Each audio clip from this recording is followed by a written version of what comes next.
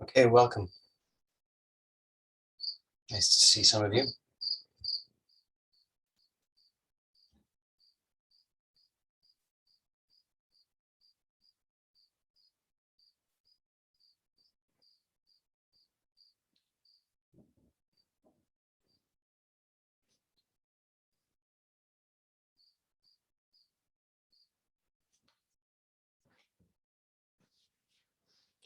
So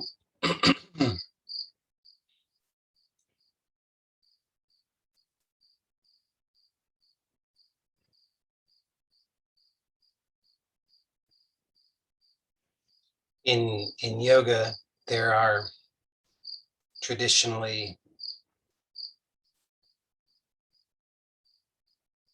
at least four branches, let's call them. Okay. So uh, there's they're they're called Raja Yoga, Bhakti Yoga, Karma Yoga, and Yana Yoga. So and these are each each they work together. So the aim is one. It's a yoga. So yoga is union. But the method is varied. And so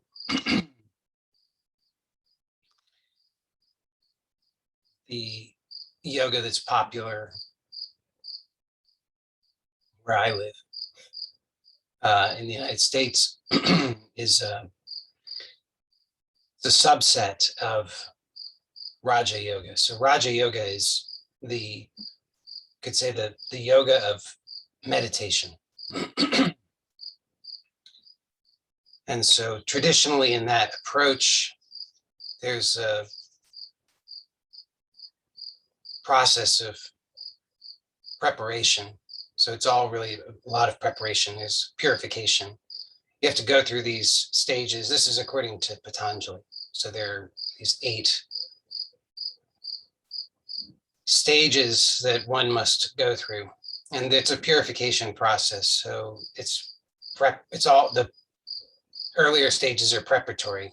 So in and of themselves, they're not the goal, but they are preparatory so that one can do the later stages that in this model lead to the attainment of the goal being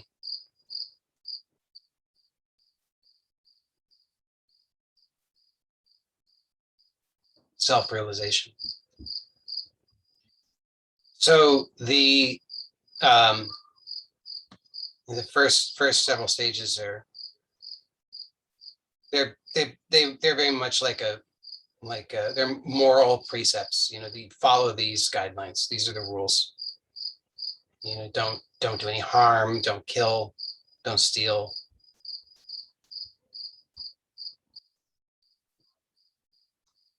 And then later, so this is where and if you go to a yoga studio, this is mostly going to be skipped over because you just leap right into the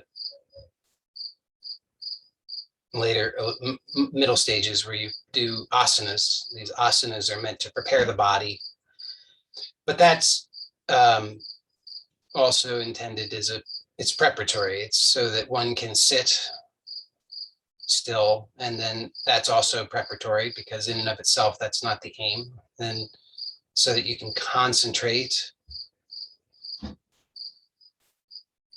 is also not the ultimate goal, but it's it's the stage in this model.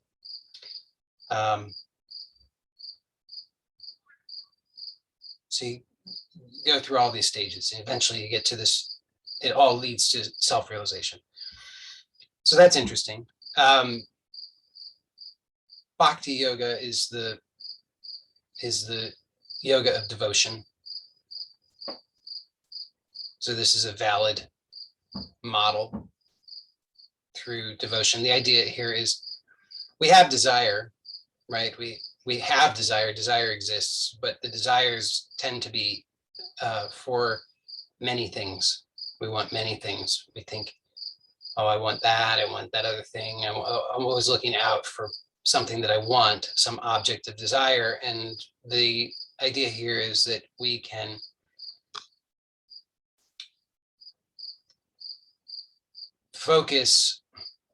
harness that power of desire by focusing it on a single desire, that desire being the divine.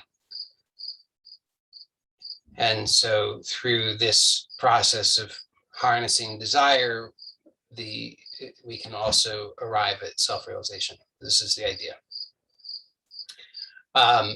Karma yoga is the yoga of action, work.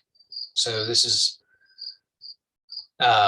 for those of us who are not going to go sit in a cave all the time. We're in the world.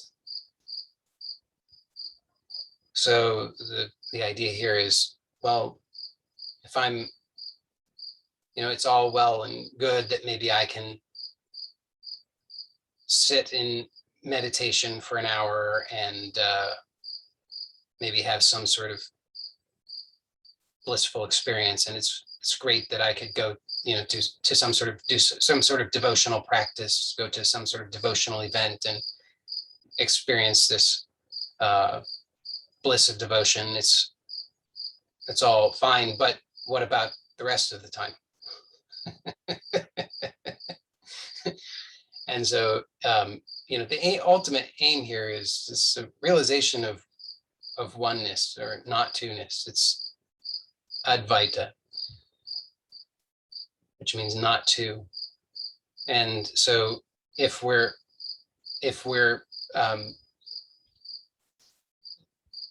making this false distinction between what's spiritual and what's not spiritual, or what's elevated and not elevated, or what's divine and what's worldly, then we're reinforcing this false division.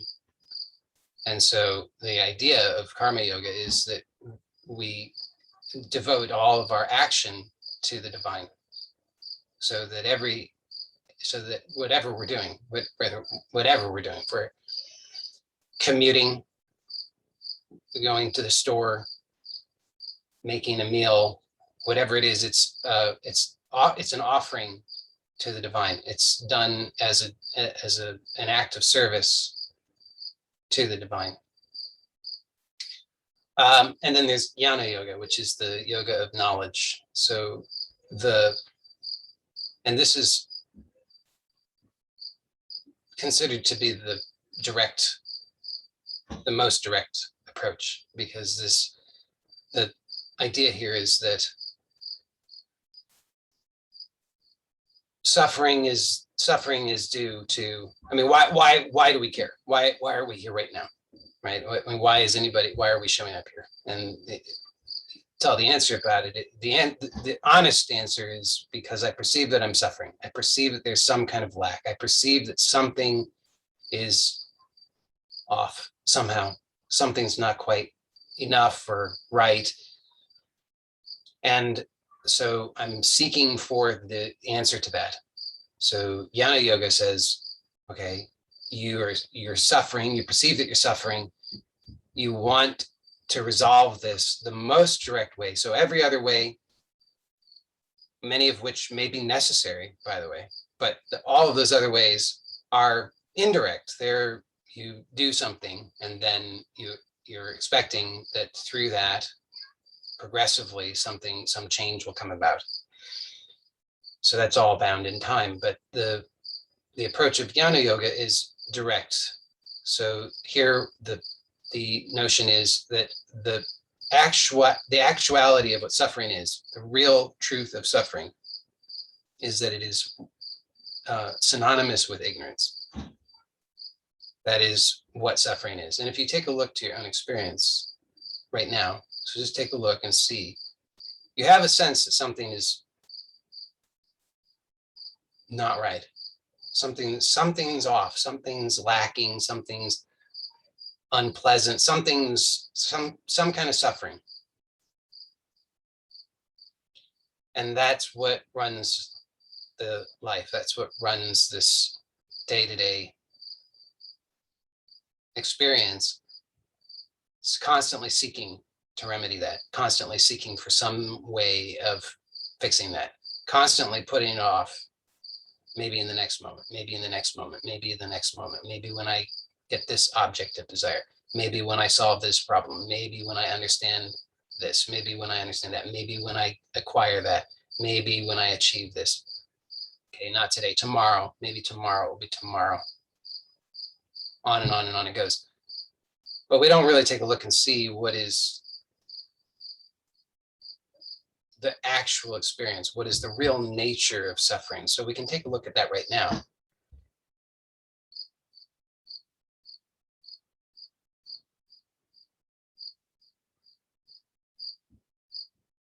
And if you look, you'll see you have a collection of ideas about it.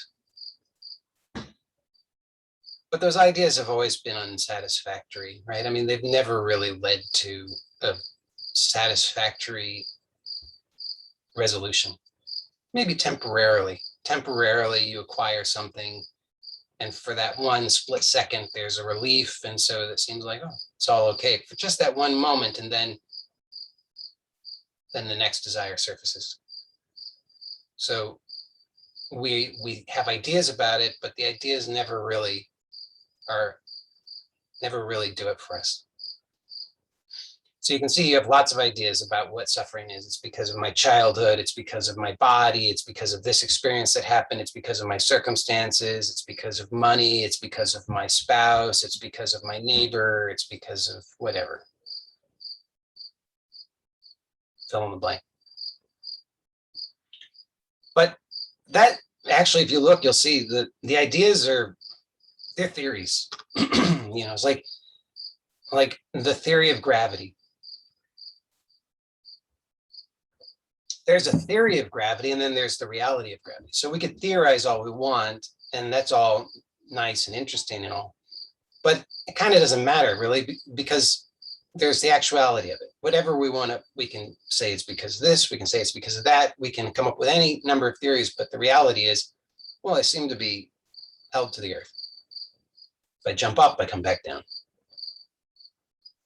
So in the same way, we can say, okay, I've got all these theories about why I suffer, about why I'm unhappy, about why I have this sense of lack. But at the end of the day, it doesn't really matter. Those theories, because like I said, they're unsatisfactory. They don't lead to real satisfaction. So we can start to realize, well, they're just theories. And what they actually do is distract us from the reality. What's the reality of the actual experience? Let's take a look at that right now. What's the actual experience? Okay, so there's a couple of possibilities here. One possibility is when we look, you might say, well, I just feel bad. Just feel bad. And then you might describe that in any number of ways. We don't really need to get into the various descriptions. We could just say bad. I just feel bad. And that kind of just covers it all, because otherwise we're back off into the theories. So that's one possibility, is you say, I feel bad. I just feel bad. And I know that that's true. Why? Because I feel it. I feel bad. Okay, so there's a bad feeling. We could analyze that. We could actually take that apart and see that that's not entirely true, but we'll not do that right now. Instead, we'll just leave it at that. I feel bad. Okay, that's one possibility. Another possibility is when I look, I don't find anything.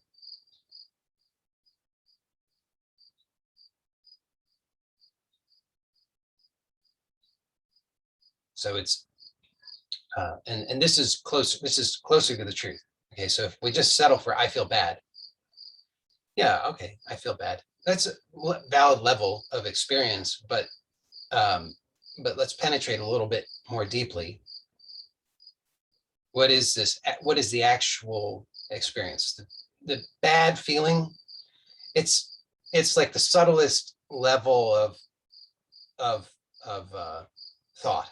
Okay, like we're not in these highfalutin theories anymore where it's a subtler level, just bad, very, very basic, but still an idea. I feel bad. So if we look a little, if we penetrate through that and look a little bit more closely, what is this bad feeling? What is this actually? Really look closely at it. And in order to look closely at it, by the way, okay, here's a clue. You can't do this if you're tensing up and you're squinting and you're trying to focus. That won't work. If you really want to look closely, you want to penetrate, then you have to relax. Like, when you just do this, just look like you're just looking out into the distance. Just let your gaze be soft and out into the distance. And then notice that you can see in the periphery on both sides. Okay, so your gaze has to be like that, not only with your physical eyes, but with your whole sense of yourself. It has to be like that so that you can have this. Now you can actually sense the whole. You're not just trying to put your finger on a point metaphorically.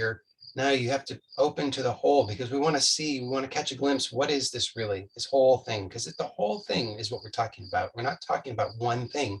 We're talking about the whole thing, all of it, because all of it is the problem, right? I mean, it's not just one thing. One thing is the story about it, but this is what plagues you and follows you and haunts you everywhere you go, no matter what you do, no matter what. You can't get away from it.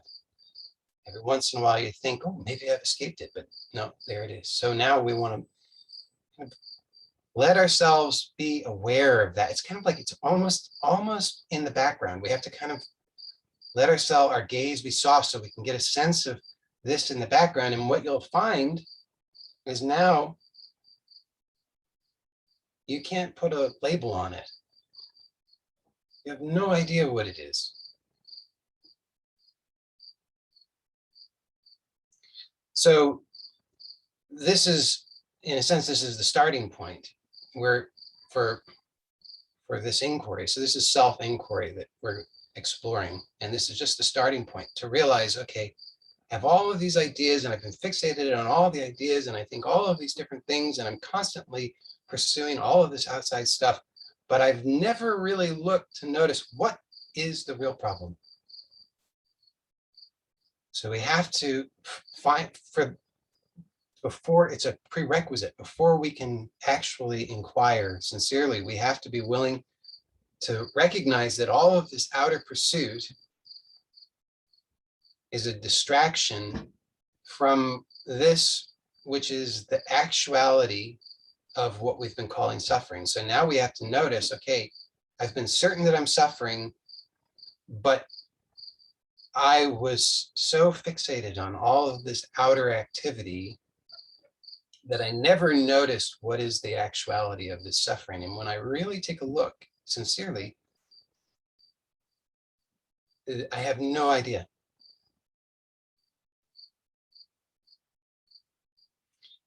Okay, so this is like I said, this is a starting point. Now, what we can start to do, because this just offers us just like the smallest amount of relative quiet. Because if we're so agitated that we're constantly grasping at all these outer things, we aren't still enough to actually be able to inquire.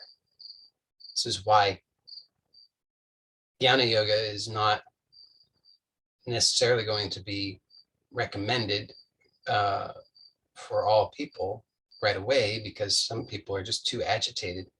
They need to do other things to get to a point of relative quiet so that they can even look sincerely. So now we're at this point of relative quiet. So now we can start to actually look. So with the eyes still open, this is a simple process. There are many different processes we can use, but we'll use just one of them. So you can just notice, okay, that you see objects, right? Just notice that you see objects. So you can just look, just see the objects. Like I see there's a camera, see there's a screen, I see headphones, I see a keyboard. Okay, so you just see these objects and you just, this is the simplest thing where it doesn't require any fancy philosophy. It doesn't require any thinking. This is not a, you can drop all the, everything you think you know and all of the fancy philosophical contortions that you've figured out. It's just simple, basic, like Earth 101. I see stuff. I see things. Okay. So you notice that the eyes see these things. So then you can notice, okay, are the things that the eyes see, are they separate from the eyes? And here again, it's really obvious.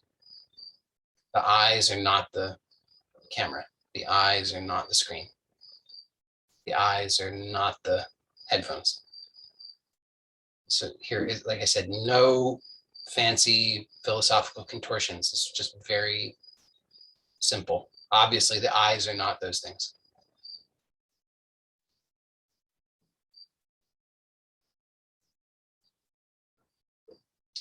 Then you can notice that the eyes are,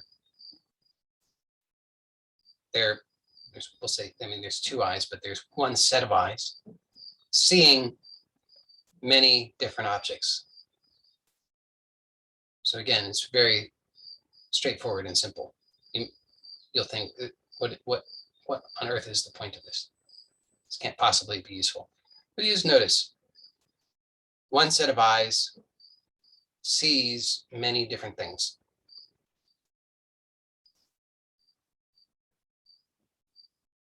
So the nature of the seer is that there's one seer, the seer sees many objects, many things are seen. The seer and the seen are not the same.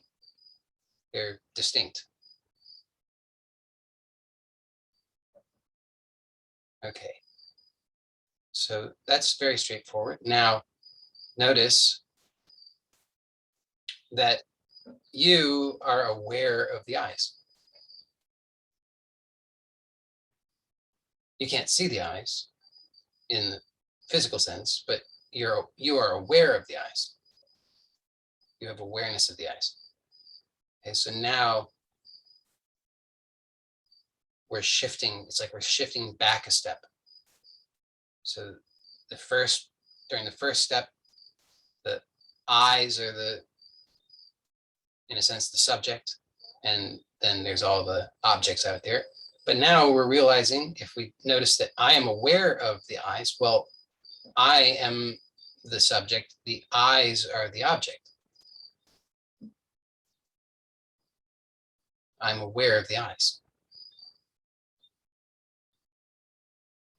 So then we can notice the same things here. So am I distinct from the eyes?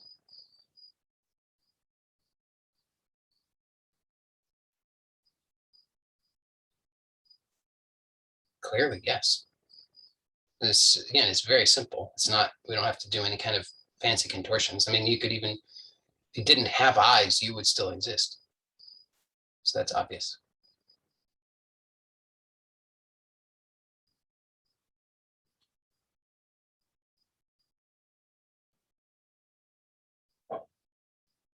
Now we can take another step back. And for this, it's not necessary, but it might be easiest just to close the eyes. So close the eyes and then notice that you are also aware of thoughts,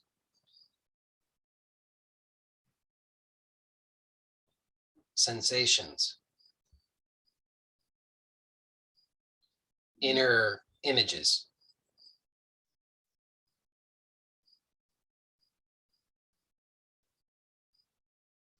sounds. So you can notice that you are aware of all of these things. So I am aware. I am aware of all these things. So we could say the knower and the known, the subject and the objects. So the subject, I am the subject. The objects are anything that I'm aware of. So I'm aware of all of these objects, the sounds, the sensations, the thoughts, the inner images.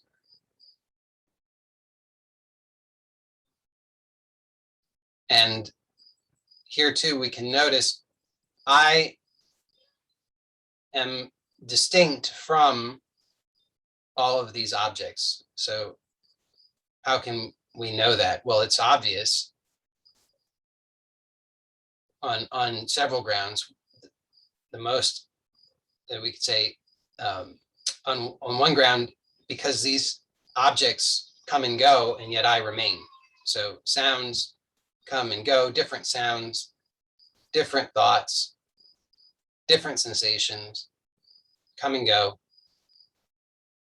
But I am this which is constant. So one awareness, many objects. Awareness is constant, objects are changing.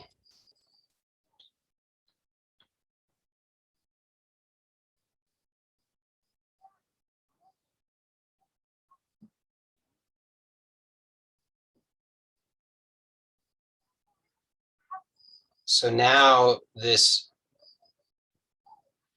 reveals that anything that I am aware of is an object. Anything,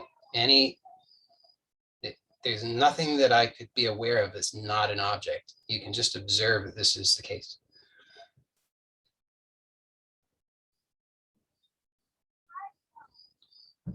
So now we've taken it back to the point where this subject now is the pure subject. We can't view this subject as an object. You can't get outside of this in order to perceive it as an object.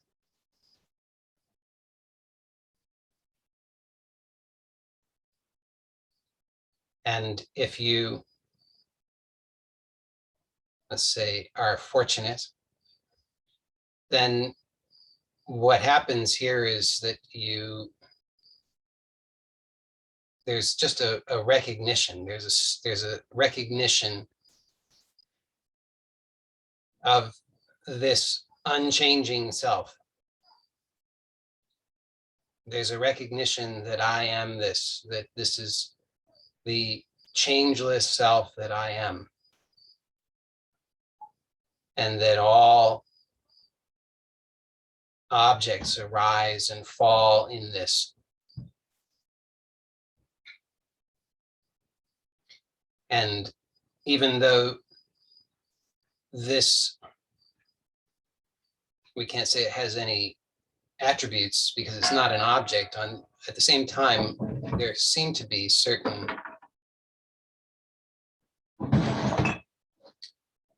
qualities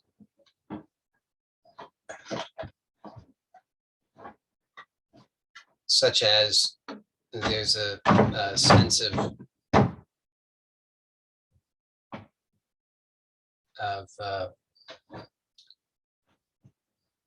you could say it has an unbounded quality.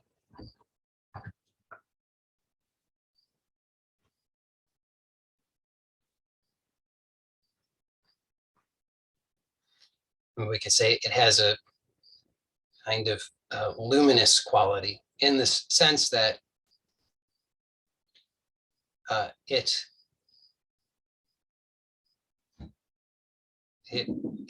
illuminates the objects in awareness, just like a light falls upon objects in 3D space.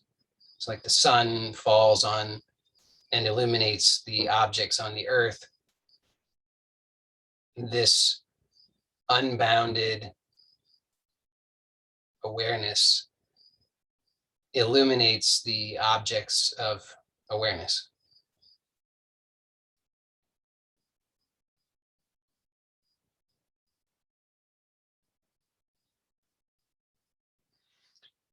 So now you may have a sense of this direct experience of this unbounded self.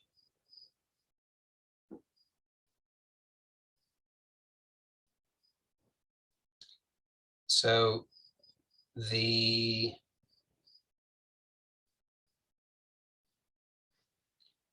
what happens now is that one of two things. One possibility is that there's just a kind of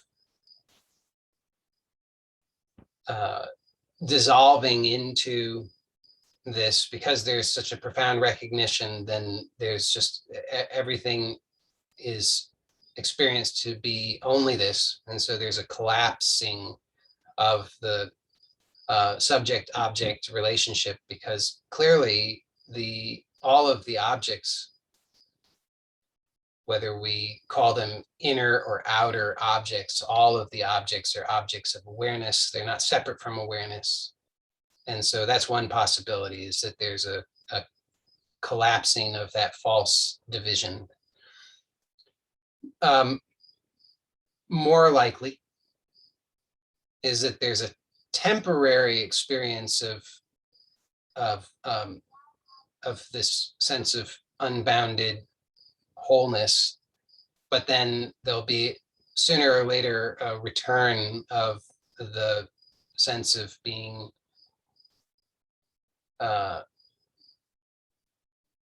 identified as this person in the world. And so if the second scenario occurs, what is useful is for us to be able to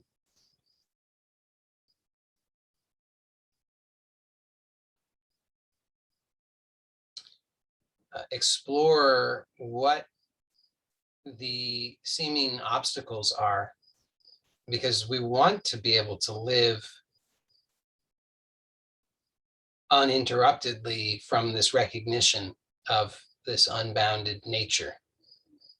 Because here, as the pure subjects, clearly there's no problem. And we know that in this world of apparent duality, that there's up and down, birth and death, creation and destruction. We know that nothing is forever. We know that if we are identified as something temporal, then we will have anxiety and we won't know peace, because it is just a truism that anything that was created will be destroyed. So what we want is, to the degree that we continue to find ourselves identified as this object, as this person bound in time and space, we want to be able to explore those obstacles, those seeming obstacles, so that we can dissolve them.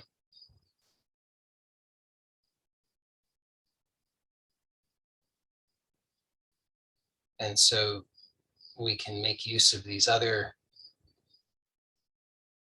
practices or branches.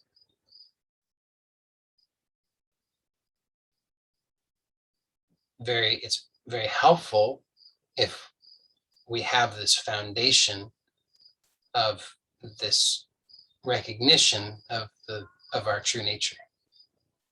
Otherwise, we're just working to get that glimpse, and then who knows whether we'll even recognize it when it occurs. Because the actuality is that this glimpse is happening all the time. You're always this pure subject. You are always aware.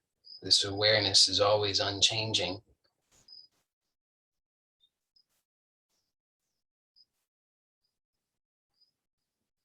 So that's actually the truth. If you can recognize that, that's very helpful.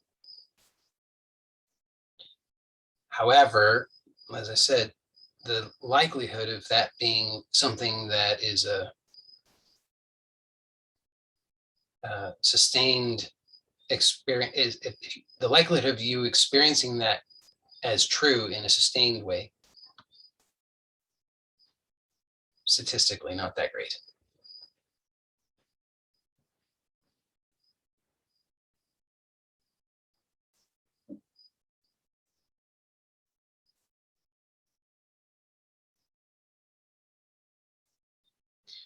But having this glimpse and a recognition of the truth of it as a foundation is very, very helpful, because if you don't, then your tendency is to be looking outward for solutions to the sense of suffering. So there's a sense of suffering, and there's looking for remedies out there. Maybe this thing, maybe that thing, maybe that attainment, maybe this relationship, maybe that money, maybe tomorrow, maybe next year, maybe when I go to that place, looking for all these things. Maybe when I fix these things in my life, maybe when I fix my body, when I fix my finances, fix my relationships, fix my history, then I'll be okay. However,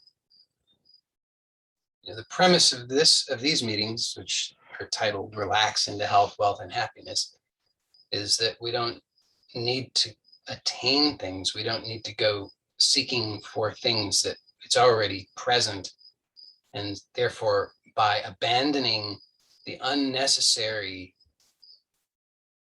in other words, relaxation, we can realize that health, wealth, and happiness that is here beyond the temporal, beyond what comes and goes.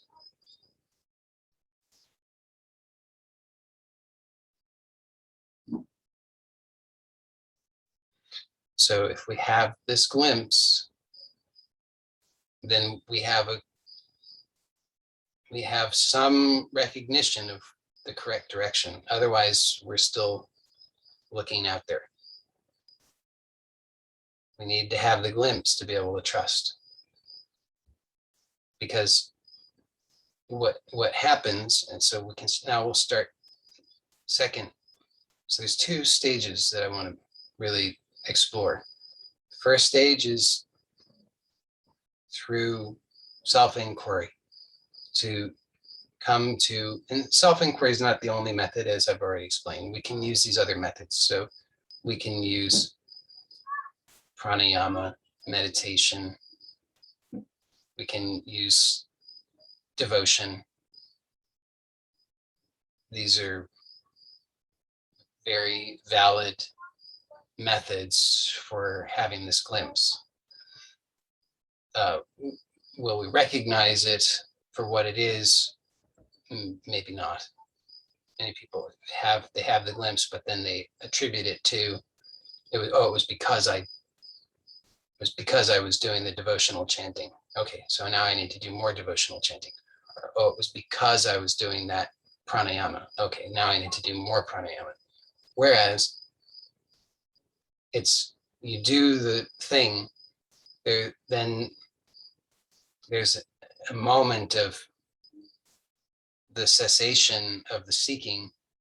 There's a revelation of this silent awareness that you already are. And the attributes, if we can call them that, of this, let's say it's like the subtlest expression of it, we can experience that as bliss. So it's very attractive. It's very enjoyable.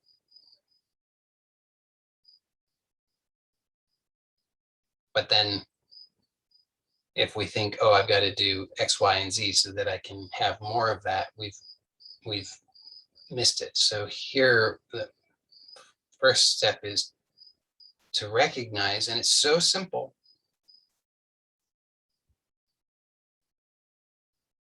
that your mind will come in and say, I didn't see it. That can't be it. Why? Because the mind says, well, I still have problems. I'm still unhappy. Mind thinks it knows. Well, if I get what I'm looking for, then it's going to be something really glorious and wonderful. It's going to be ecstatic, and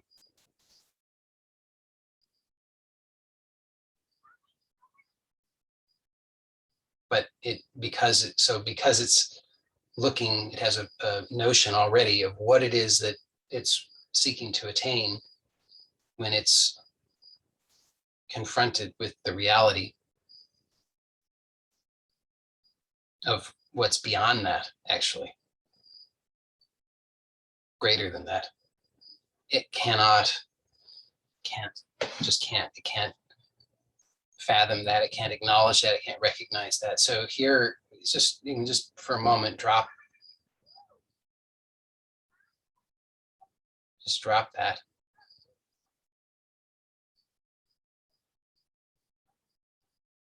And just notice that when you're not seeking for something,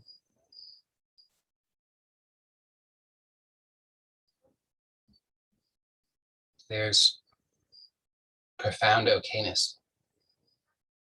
There's no problem.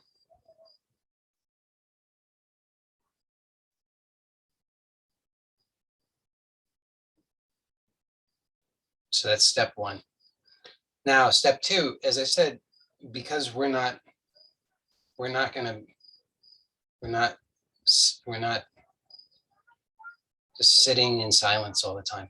We engage in this world. Then the question is,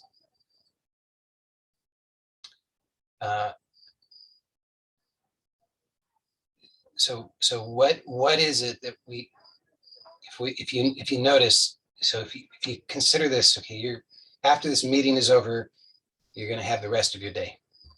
And just notice how you feel about that. I mean, if it's the end of the day and you're going to be where you live and you're going to be going to sleep after this and you enjoy that, then maybe you're like, oh, that's going to be great. But if you've got some time ahead of you in the day and you don't have a bunch of distractions lined up, okay, I want you to imagine you don't have any distractions, just to play along. Okay, so you're just going to be, I want you to imagine the rest of your day you're just going to be sitting here. Or worse yet, you're going to be interacting with the people who cause you so much trouble, the people who push all your buttons.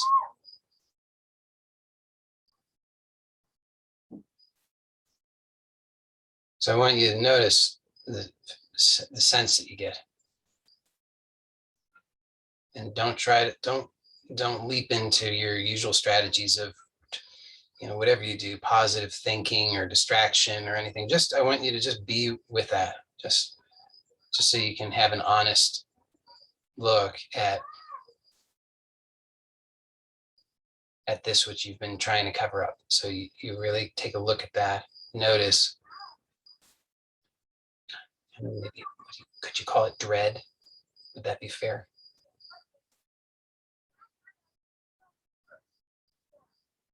Apprehension, at the very least.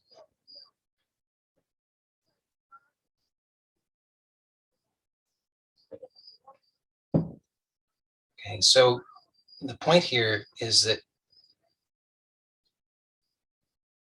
as soon as we're acting, as soon as we're interacting, as soon as we're in this world, engaged in the world, what we want to take a look and see what is actually happening. So what is really happening? So again, in order to get clear on this, drop all of it. Just rest deeply for a moment. Just takes a second, just 1 second, just this one glimpse, and notice here, there's no problem.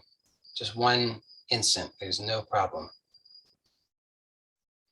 Then the next second, when you're starting to engage in the world again, observe what's happening. So there's a kind of a sense of movement from stillness, no problem, fulfillment, contentment, into something. Now, that something,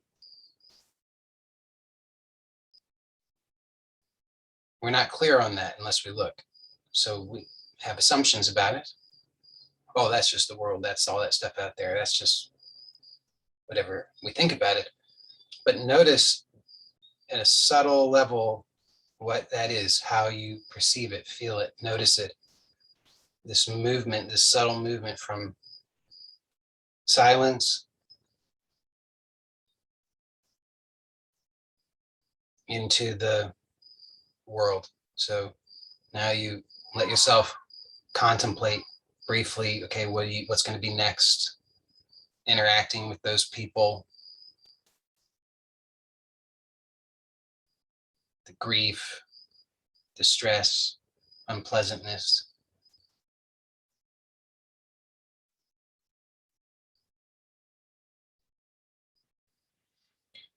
So how do you know any of that? It's not a trick question. It's a sincere question. Just take a look and see, where does that come from?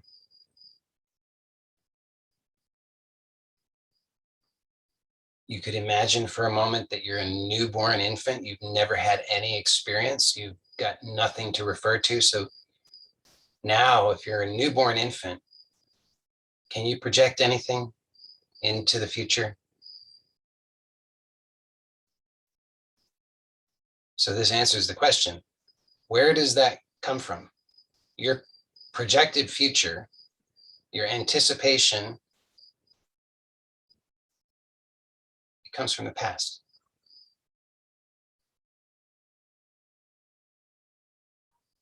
It comes from all this conditioning. That's how it was, that's how it will be. That's what's known, therefore that's what will be.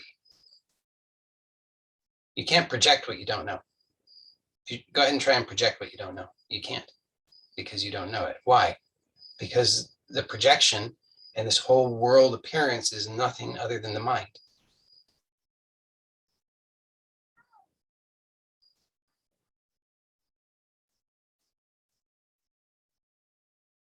And the mind is nothing other than the past.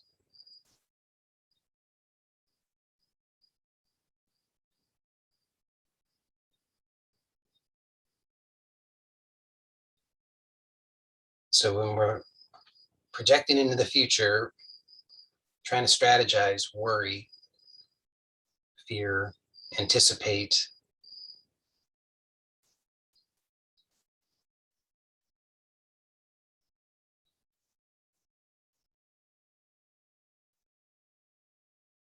what we're really doing is reaching into the past and mucking about.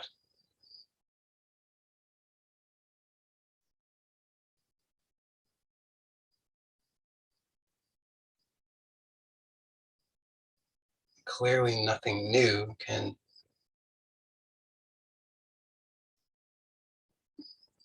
come about that way. So here's a new understanding. Okay, so close the eyes and let yourself relax deeply. And here, physically relax, but don't get hung up on any certain things. You'll say, oh, I can't relax. Fine, don't relax it. Just relax what can be relaxed and don't give any concern to what can't be relaxed. So physically relax, mentally relax, meaning don't try to hold on to any thoughts. Don't try to push away any thoughts.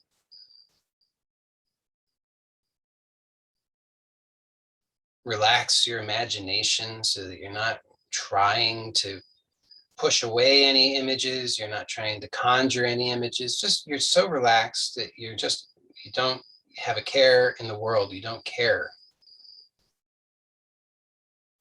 It comes, it goes, and you notice, I am the silent awareness. I am the pure subject. I am pure consciousness. I am that which is unchanging. I am that which cannot be seen, cannot be known, cannot be touched, cannot be tasted, cannot be experienced. I am the experiencer.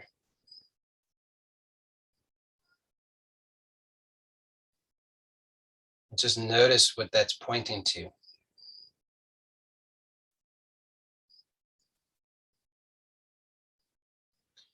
And you can just notice here, again, it's such a deep relaxation that you don't have any concern about any of it. So even if there's still tension, you're not concerned. Even if there are still thoughts, you're not concerned. Even if there are sensations, you're not concerned. You are this pure witness who is aware of all of it. And just notice, even though you cannot see yourself or touch yourself, you are aware of yourself. You're aware because you are self-luminous. You are that which illuminates all experience. No experience can occur without the experiencer. And so all of these objects of experience, they come and go like clouds passing through the sky.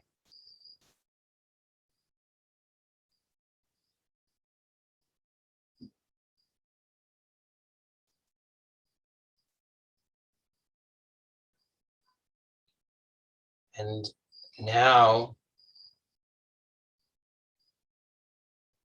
just notice, allow yourself to just continue to have this very open sense.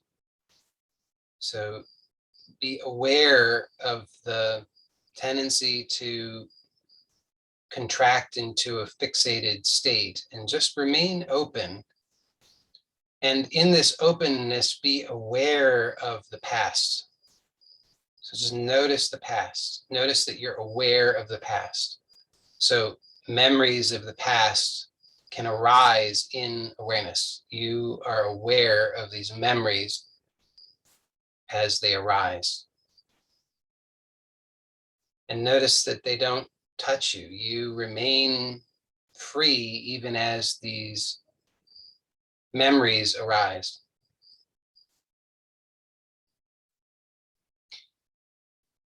And now you can also be aware of the future. And notice that the future is really no different than the past. It's just arising experience now.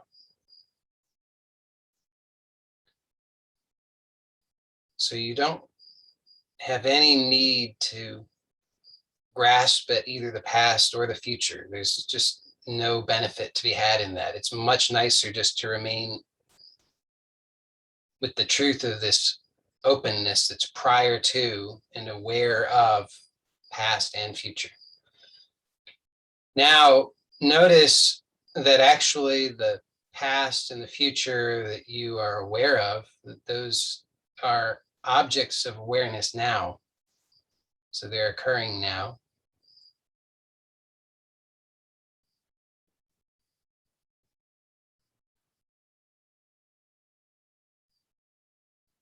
And you can hear the sounds now. And notice how the sounds are alive and fresh, uncolored by the past or the future. They're just occurring now. Unknowable, mysterious. And then notice that all this experience, all of it, is happening now. And notice where it arises from.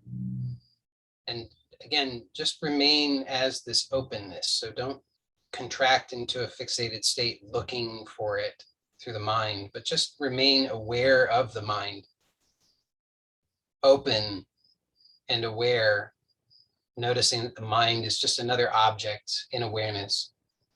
But notice that you can just get a sense that all of this experience is arising now, in and from and as you.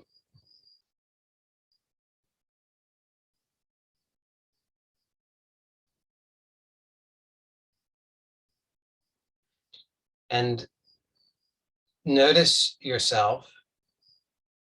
So you can't see yourself, but you can have just a sense of yourself. You just notice this openness, this luminous quality, this aliveness, this unboundedness.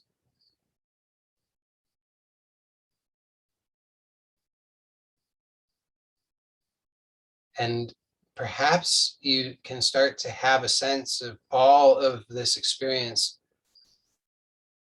emanating from you, from this aliveness, from this openness, from this fulfillment, from this contentment.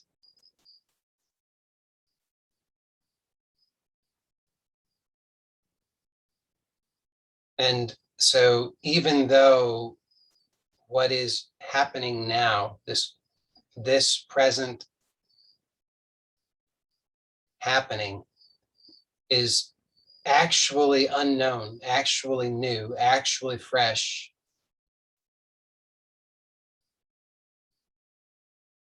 it's also safe.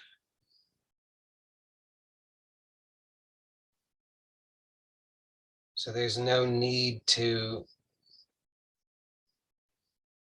fixate on the past or the imagined future because it's safe now. It's safe to allow this now. It's safe to be now. It's safe to experience now.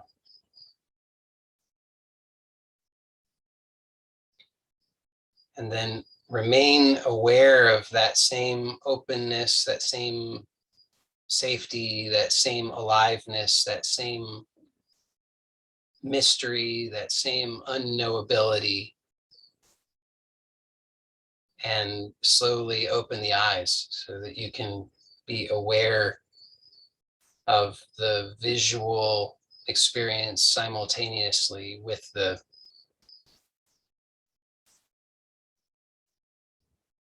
awareness of this alive awareness.